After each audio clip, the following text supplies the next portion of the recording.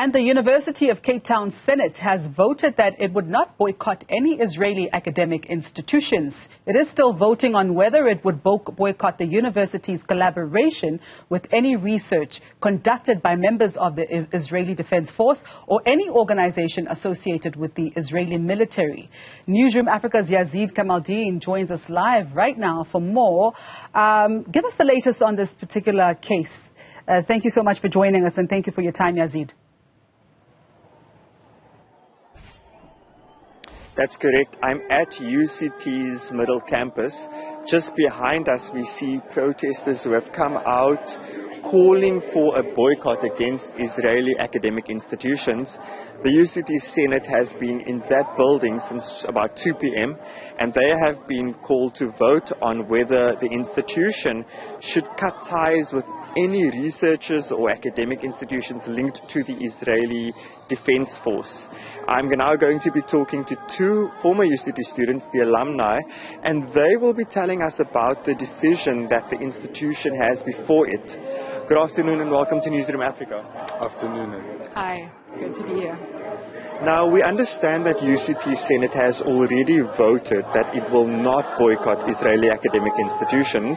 The Senate before it now needs to decide on whether that decision will extend to any persons or organizations linked to the Israeli military. What are your hopes for this? What do you want the Senate? What decision do you want? Well, of course, with regards to Senate, we would like Senate to vote in favor of those motions. It's obviously ludicrous that one has to put to a vote whether someone should collaborate with the most technologically advanced genocidal instrument that's operating in the world at the moment. I mean, to me, I find that absurd. So, of course, we hope that they vote in favor of those motions. But the point of gathering today is to reopen the political space, to put again the question of academic boycotts on the table. So as you mentioned, that was defeated in March, but that was defeated in Senate, which is a very small elite decision-making forum, very powerful at the university. And UCT for Palestine is a coalition of students, academics, workers, and we are gathered today to say that as a broader and more representative coalition of the UCT population, we have a completely different orientation to this question. Coming now to the question about the IDF, the Israeli Defense Force, and any organizations linked to the military. Now, the university has not yet made a decision via the Senate whether they would boycott any collaboration with those persons. What are your hopes for this vote? I mean, similarly, of course, I hope that the Senate will vote in favor of boycotting all those institutions. Agreed, I think it's ludicrous that this is even something that has to be negotiated and debated. This has been declared a plausible genocide by the highest international legal systems and legal scholars, and I think it's all of our duty, all countries who are part of that and are committed to justice internationally, it's all of our duty actually to prevent this genocide, and so it's ludicrous that this should even have to be put to a vote and that there is resistance to it.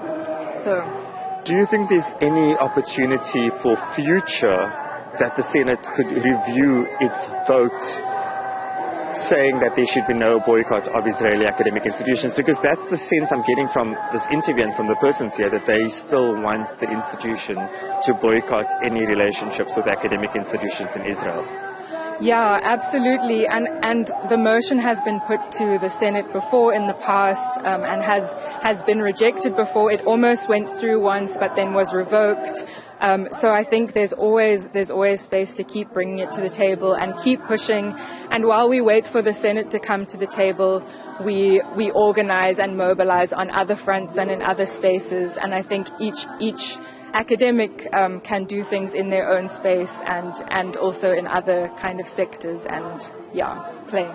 But just to that point that you've made now, that academics can do what they can, but the point is the Senate makes a decision, it goes to the council. If the council votes on that and that becomes then the position of the university, does it not mean that it inhibits everybody from doing otherwise, and that they should follow that policy. If the policy of the institution is that we will continue relationships with Israeli institutions, how can a staff member or department go against that? Well, I mean, voting against the boycott doesn't force anyone to be in relationship with Israeli institutions, and there's certain space within departments to make those decisions when opportunities get presented to either say yes or no. So no one's being forced to be in relationship with Israeli institutions. So even though there's not a university-wide motion or agreement to boycott, I think there are certain spaces that we have to continually be pushing into and to be opening up and to be defending and widening. So we take the room that we have and we try and make it bigger. Well, thank you so much for your time. Thank you. So those are two former students and academics here from the University of Cape Town.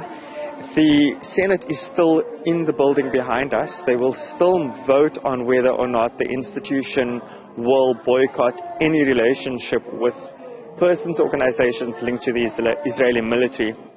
And I have reached out to the University of Cape Town. Their spokesperson said that they will not be speaking to the media on this. And I'm also attempting to still speak and interview members of the Senate on what exactly has transpired this afternoon here at UCT. Back to you in the studio.